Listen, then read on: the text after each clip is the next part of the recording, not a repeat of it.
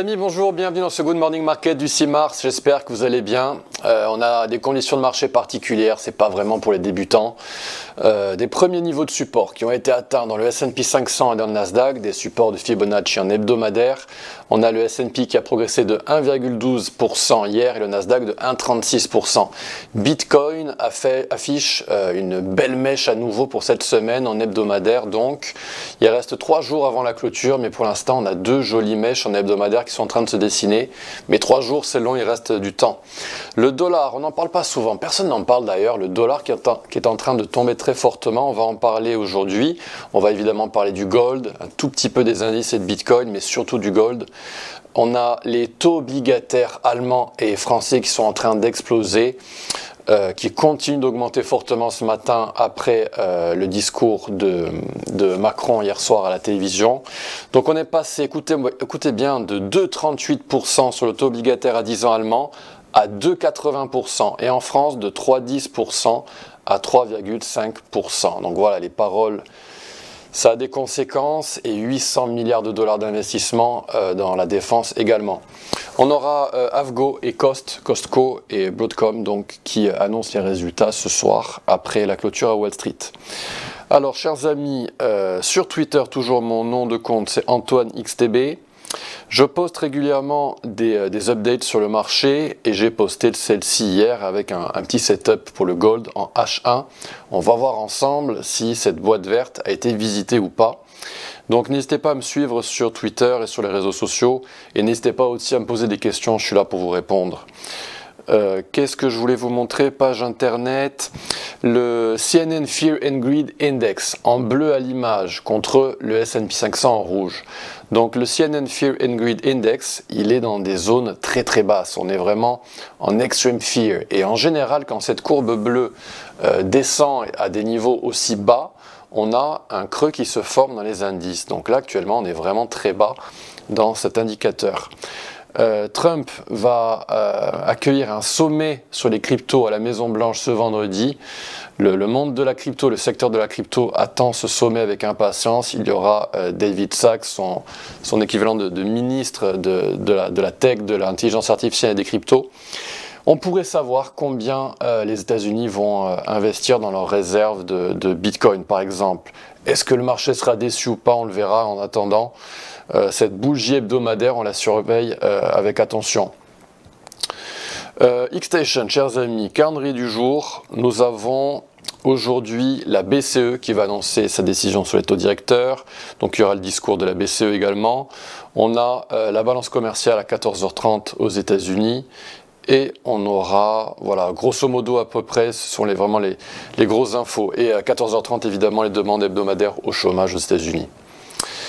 Alors, aujourd'hui, on va s'amuser avec le gold, principalement.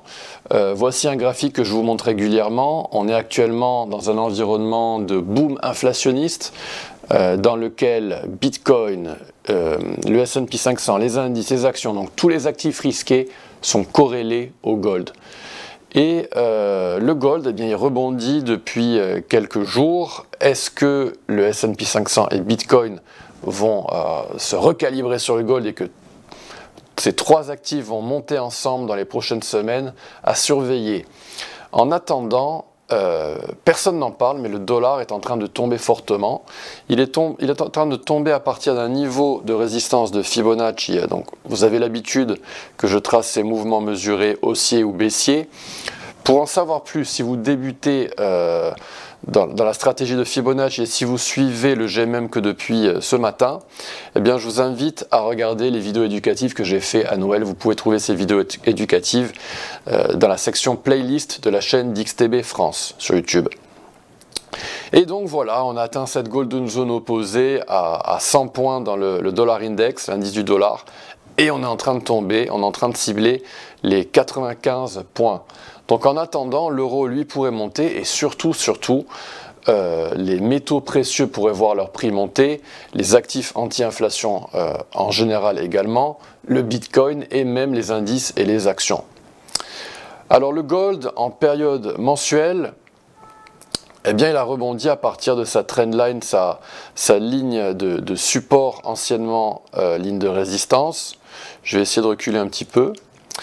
Et donc, voilà, cette ligne, elle est absolument magnifique, cette ligne historique qui servait de résistance par le passé, qui sert maintenant de support. Donc on est en train de monter dans le gold en mensuel, tout va bien. Le gold en hebdomadaire. Alors, en hebdomadaire, je vous montre très régulièrement ce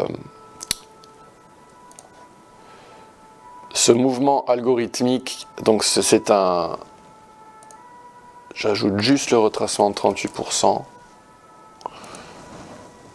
Donc, pardon, c'était sur cet ancrage. Et on a atteint la cible à 2942 $ dans le gold en hebdo. On a eu une réaction, voilà, c'est très très propre, une réaction à la baisse. Et cette réaction, elle est d'autant plus visible en daily évidemment. Et en daily, donc tous ces setups, on les a tradés ensemble, en hebdomadaire et en journalier. Et en journalier, eh bien, on a eu ce setup qui est en train de fonctionner pour l'instant.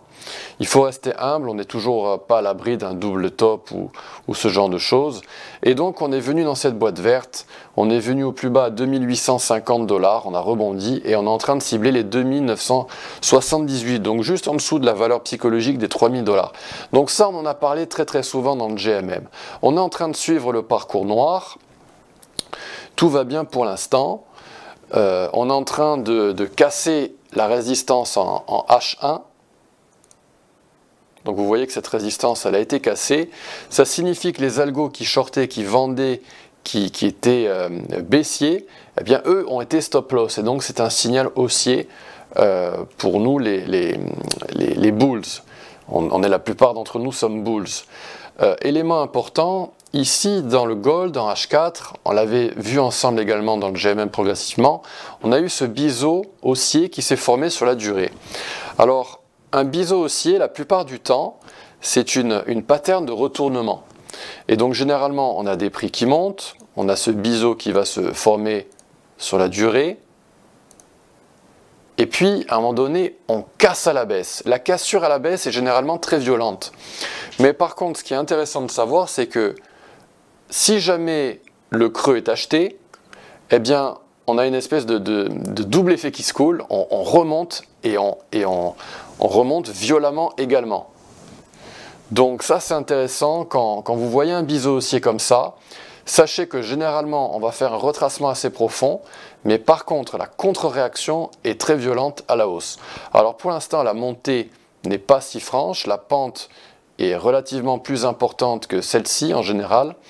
Donc voilà, la géométrie c'est très important, la psychologie de marché aussi, mais la psychologie est importante.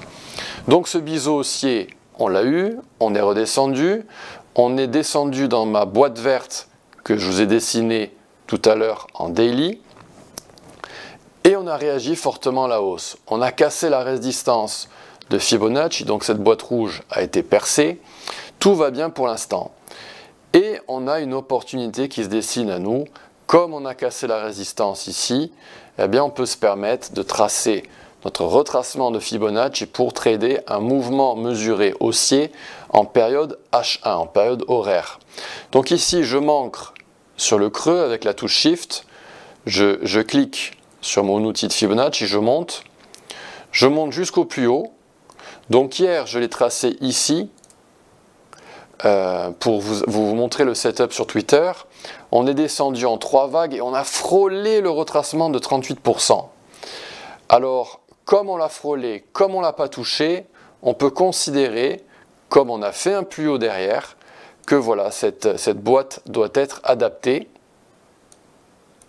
Et donc, on pourrait avoir cette boîte verte située entre 2893 et 2870 qui pourrait être visitée. On ne l'a pas franchement visité, on n'a pas visité le retracement des 50%. Ça veut dire que peut-être éventuellement, on va tergiverser à cette résistance horizontale avant de redescendre dans cette boîte verte et par exemple former ce genre de pattern. Donc il faut être patient, c'est vraiment une qualité indispensable en trading, la patience.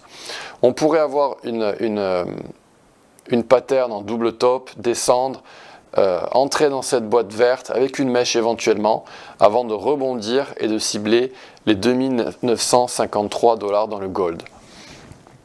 Les algos en H1 vont positionner leur stop loss en dessous de la golden zone. Nous, éventuellement, on pourrait le positionner en dessous de ce gap ou voire carrément en dessous de ce creux pour avoir un trade en long en H1 qui nous mènerait jusqu'à 2953. Alors attention, souvenez-vous, n'hésitez pas à revisionner les vidéos du passé, notamment celle de la semaine dernière où d'après les vagues d'Elliott, attention, on était un petit peu sous la merci d'un double top. Donc voilà, n'hésitez pas à revisionner les vidéos du passé et n'hésitez pas à revisionner cette vidéo, même de la mettre en pause par moment parce que voilà, j'essaie d'aller vite, j'essaie de respecter des temps de parcours de 10 minutes pour les vidéos. Donc chers amis, j'espère que cette vidéo vous a plu. Si elle vous a plu, merci de la liker, de la partager. N'hésitez surtout pas à vous abonner à cette chaîne d'XTB France et à cliquer sur la cloche pour être averti quand on poste des vidéos. Très bon week-end en avance chers amis et à très bientôt pour de nouvelles aventures dans le GMM. A bientôt, belle journée, au revoir.